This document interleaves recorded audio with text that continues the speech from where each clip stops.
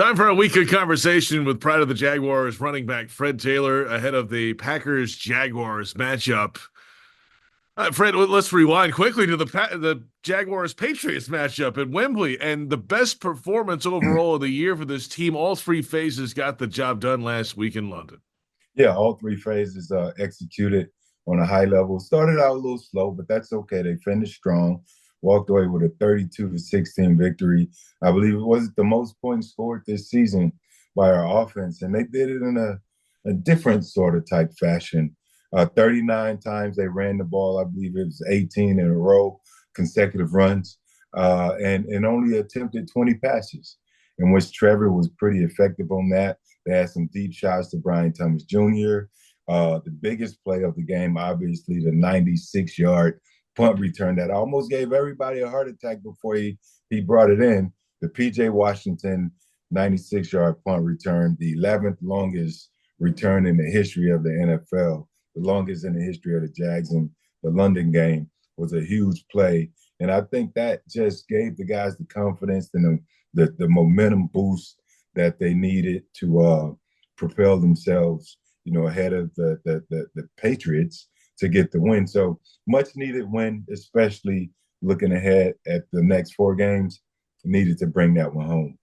No doubt about that, Fred. You mentioned the next five games, in fact, are against teams with winning records. The next four are against NFC contenders. The next one is against the Green Bay Packers, and a Yeah. team that's playing really well right now. Jordan Love, big contract guy. He's throwing it all over the field. He's got a long streak of games with two or more passing touchdowns. So you know what they're going to do. They want to move this and spread this football around against the Jaguars defense that, let's be honest, before last week wasn't playing well at all in the passing game. They're still 31st in the league in pass defense. So they might have some guys back this week. Maybe that's a boost to the defense as well. Lewican, maybe Wingard. But how do you slow down Jordan Love and the way they're throwing this football around? Just to add to those guys that might be back, it was good seeing Tyson Campbell in some spot duty last week there in London. So he's sort of working his way back in the lineup. It's gonna be tough. Obviously the Packers are a 5-2 ball club.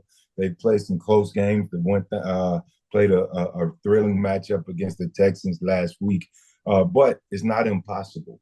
The Texans were able to get after Love.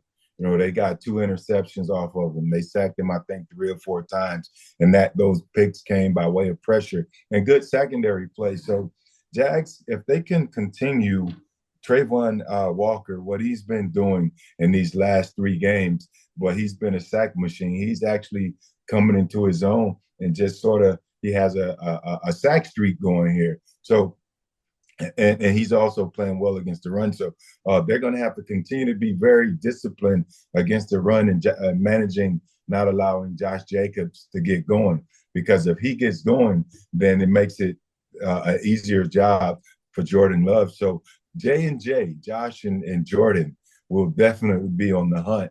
But if you can maintain the run game, which I think the Jags have done a tremendous job of this year, you'll give yourself an opportunity to get the Packers into third and manageable or third and long, which will then give you an opportunity to rush the passer and potentially create turnovers on the back end for your secondary. That's the formula from a defensive standpoint. I love the formula in which the Jags used a week ago to beat the Patriots by running the ball. Tank had tremendous output, his career highs across the board in carries and yards and I think touchdowns as well. So Tank had a tremendous day, and they took pressure off of Trevor. They took their shots, and those shots were they took their shots, and those shots were orchestrated, I think, manufactured perfectly for the players to go in and make the play. So I like to see more of that play action off the run game, take your shot, throw it to Mr. Baccarat, I like to call him nowadays, Brian Thomas. Baccarat is 50-50, so it's a 50-50 ball. So my nickname for him is Mr. Baccarat because we got to take shots and give him a chance to bring it home. And that's what I believe the formula is for success for the offense. I got to tell you, I've never played Baccarat in my life, but From that's a what pretty I good hear, nickname. wink, wink, from what I hear, it's the best odds if I could say the word casino on this show, I don't You know. can, yes, it's I fine. don't want the league to start crazy. You know how it goes. Yeah. But Baccarat is like 50-50. It's heads and tails, yes or no, dealer player. So, he's the player and the quarterback is the dealer. It's a 50-50 shot. So just throw him the deep ball is what I'm trying to say. It's a Give good him a way. chance. Give It's a him a good chance. it's a good way to say it. Fred Taylor with us. If you're Travis Etienne Jr. and you saw what happened last week and you're off on the side with what, a hamstring injury, Yeah. um, I mean, obviously you're motivated to get back anyway. But I mean, you want to get back on the field soon, or Tank's going to run away with this thing, right? Well, you got to continue to root your guys on.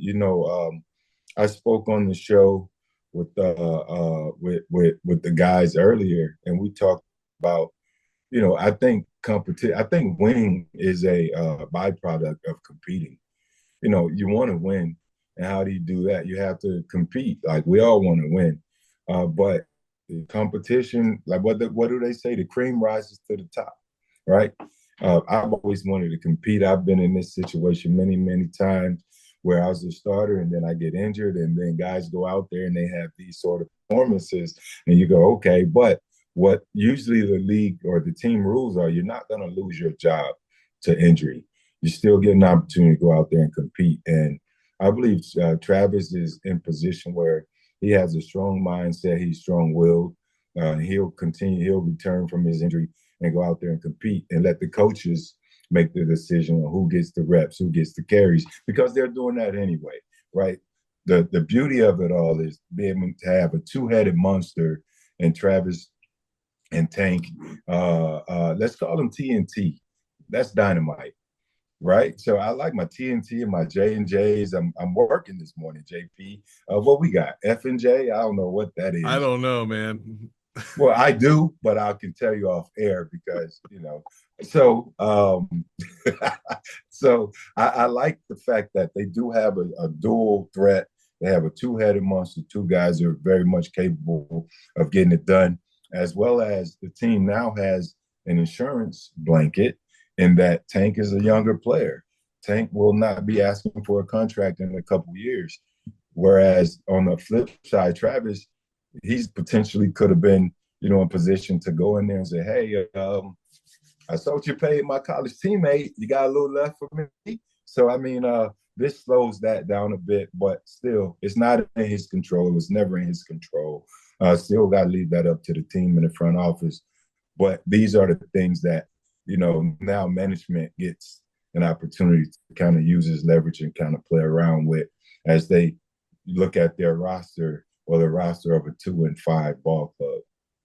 Fred Taylor with his final thought here. The Packers lead the league in takeaways, so you know what they're going to be about. I mean, they do a lot of things defensively. They have great personnel all over Yeah. the field. So, um, how do you approach this defense? Is it like you just said, right? Run the ball, hang on to the football, or do you take some chances down the field because there have been some opportunities for Trevor Lawrence? I mean, I think you stand a better chance, possibly, JP, of running the football. Here you have Xavier McKinney, who they got over from the Giants a year ago, and he's leading the league in interceptions and takeaways. A guy who is more athletic and his defending more so than I believe being a strong tackler. Give the running backs an opportunity to set your offense up, and then you have to pick your points when you want to take your shots. So football, and if the defense can play as well as they played a week ago, where they went out there and they forced some third downs, they were able to maintain and not let the Patriots get too far away, so the Jaguars could run the ball, and that all worked out.